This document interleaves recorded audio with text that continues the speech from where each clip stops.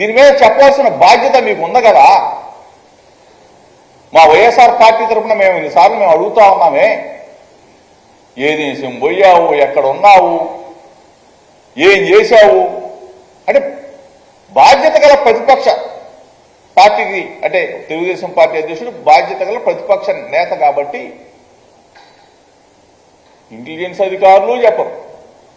అతనికున్న PS Rajagopal ఎవరో ఉన్నారు, అతను మాత్రం చంద్రబాబు నాయుడు శంషాబాద్ ఎయిర్పోర్ట్లో దిగుతాడు, చంద్రబాబు నాయుడు శంషాబాద్ ఎయిర్పోర్ట్లో ఎక్కుతాడు. ఎక్కడికి ఎక్కుతాడు, ఎక్కడికి వెళ్తాడు, ఎక్కడి నుంచి వస్తున్నాడు?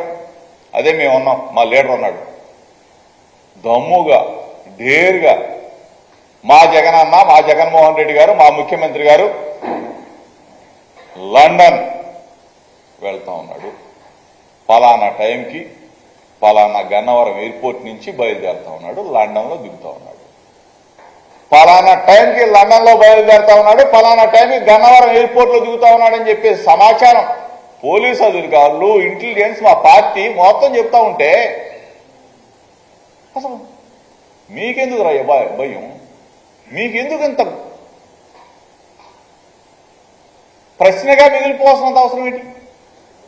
ఇప్పటికైనా అడుగుతా ఉన్నాం, చంద్రబాబు నాయుడు ఏ దేశం వెళ్ళాడు, ఎక్కడున్నాడు, వైద్య పరీక్షల కోసం వెళ్ళాడా, విహారయాత్రల కోసం వెళ్ళాడా, విశ్రాంతి కోసం వెళ్ళాడా, పెట్టుబడిని ఆకర్షించడానికి కోసం వెళ్ళాడా, లేదంటే పెట్టుబడులకు ఆకర్షితుడై ఉన్న పెట్టుబడిని నల్లధనం మొత్తం కూడా దోచుకొని అక్కడ పెట్టడానికి వెళ్ళాడని చెప్పాలా?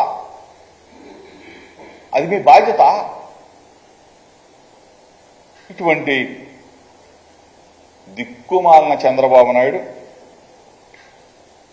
ఎక్కడికి వెళ్తే అక్కడ ఓదరగొట్టేస్తా ఉంటారు. ఏ దేశం వెళ్తే ఆ దేశం నుంచి చంద్రబాబు నాయుడు అక్కడ అది మాట్లాడాడు, చంద్రబాబు నాయుడు అక్కడ ఫోటో దిగాడు, బుల్లెట్ ట్రైన్ ఇక్కడికి వచ్చేసింది, ఈవిల్ టవర్ ఇక్కడ తెస్తున్నాడు, ట్విన్ టవర్స్ అక్కడ పెడుతున్నాడు అని చెప్పి చంద్రబాబు నాయుడు అండ్కు ఈరోజు ఎందుకు నోరు మెదపట్లేదో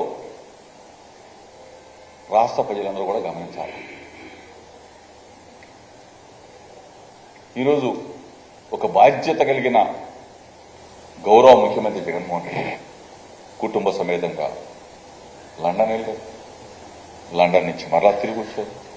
గౌరవంగా చెప్తా ఉన్నాం, ఇంటెలిజెన్స్ అధికారులు, పోలీస్ వ్యవస్థ, మా పార్టీ మొత్తం జగన్మోహన్ రెడ్డి గారు పలానా టైంకి పలానా రోజు వస్తా ఉన్నారు. మీకెందుకు, మీరెందుకు ఈ జాగ్రత్త? దీన్ని ఈ $1 మిలియన్